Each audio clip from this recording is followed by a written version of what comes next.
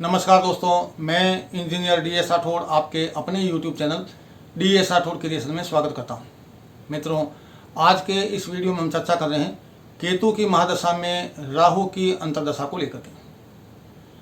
केतु की महादशा चल रही हो और उसमें अंतर राहु का हो तो ये अवधि 1 साल और 18 दिन की होती है। यदि कुंडली में राहु अपनी राशि में स्थित हैं, यानी स्वराशिगत हैं, उच्च राशिगत हैं, केंद्र या त्रिकोण में विराजमान है, शुभ ग्रहों के प्रभाव में है, यानी शुभ ग्रहों के साथ युति बन रही हो या शुभ ग्रहों के साथ में दृष्टिगत हो रहे हों, और ये की स्थिति अगर कुंडली में केतु की भी है, यानी केतु स्वराशिगत हैं, मित्र राशि में संचरण कर रहे हों या अपनी राशि में हों या फिर केंद्र या त्रिकोण में हों, शुभ ग्रहों के प्रभाव में हों, यानी शुभ ग्रहों के साथ में उसकी युति बन रही हो या दृष्टिगत हो रहे हों, तो ये स्थिति कुंडली में केतु और राहु दोनों को बलवान बनाती है, दोनों को शुभता प्रदान करती है। और अगर ये स्थिति है कुंडली में तो राहु की अंतर्दशा आने पर, यानी केतु की महादशा में राहु की अंतर्दशा आने पर जातक को आकस्मिक रूप से तत्काल धन लाभ की प्राप्ति होती है। जितने भी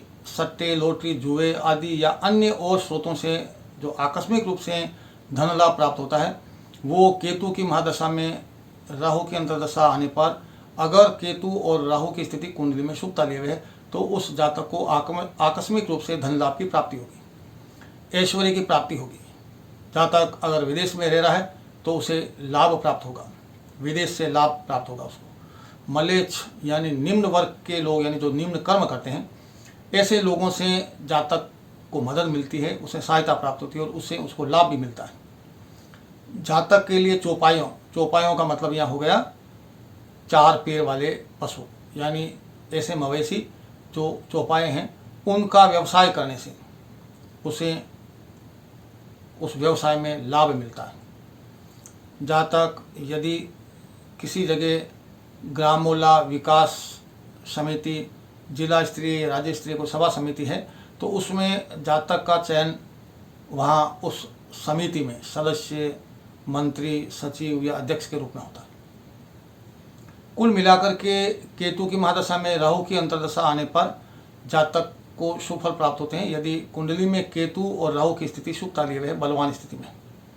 लेकिन यदि केतु अशुभ प्रभाव ग्रहों में है, अशुभ ग्रहों से युक्त है या अशुभ ग्रहों से दृष्टिगत हो रहे हैं, पाप ग्रहों के प्रभाव में है, और ये की स्थिति अगर कुंडली में राहु के साथ भी है, यानी राहु भी नीच राशिगत हैं, पाप ग्रहों से प्रभाव में हैं, शत्रुओं की राशि में संचरण कर रहे हों, तो जातक अनुचित कर्म करके, अनुचित कर्मों से धनार्जन करेगा, जो उसके लिए अपयश का कारण बनेगा। जातक को हर काम में असफलता मिलेगी। शत्रुओं के कारण जातक को कलह का सामना करना होगा। सरकार से यानी राजा से विवाद रहेगा, पराजय का भय रहेगा, अग्नि, दुर्घटना, सर्पदंश, चोर इत्यादि से उसे भय बना रहेगा।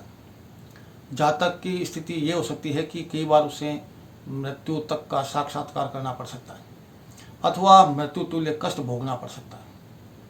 जातक की रीढ़ की हड्डी में दर्द बना रहेगा, वात रोग, पेट का आफरा, मंदाग्नि, एसिडिटी, विषम ज्वर इत्यादि रोगों से जातक को पीड़ा का सामना करना पड़ेगा। जातक के मन में दूसरे व्यक्तियों को हानि पहुंचाने की भावना प्रबल रहेगी, जिसकी वजह से वो दूसरे लोगों को हानि पहुंचाने के कर्म करेगा और इस वजह से समाज में उसे अपयश का सामना होगा, उसे सामना करना पड़ेगा। दुष्ट लोगों से उसे कठोर बातें सुननी पड़ेगी, साथ ही साथ बंधुओं और परिवारजनों से कलह और वियोग का सामना करना होगा। हर महत्वपूर्ण काम में जातक को असफलता मिलेगी। और अगर राहु यदि सप्तमे से दृष्टिगत हो रहे हो, यानी 7वें घर के जो लॉर्ड हैं उससे अगर राहु की कोई युति या दृष्टि संबंध बन रही हो, तो फिर केतु की महादशा में राहु की अंतर्दशा आने पर उस जातक के जीवन साथी की मृत्यु या फिर उसे तलाक होने की स्थिति पैदा हो सकती है।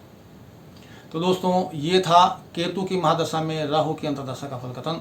अगर कुंडली में केतु और राहु की स्थिति शुभता लिए हुए है, बलवान स्थिति में है, तो निश्चित रूप से जातक को शुभ फलों की भी प्राप्ति होती है। लेकिन इसके विपरीत यदि केतु और राहु कुंडली में अशुभता लिए हुए हैं, निर्बल हैं, तो जातक को अनेक प्रकार के कष्टों और संकटों का सामना करना पड़ता है, जिसमें मृत्यु तुल्य कष्ट और यहाँ तक कि मृत्यु से भी जातक को साक्षात्कार करने की स्थिति पैदा हो जाती है।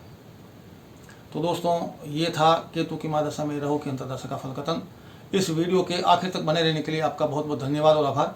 मिलते हैं अगले वीडियो में, तब तक के लिए नमस्कार, जय हिंद, वंदे मातरम।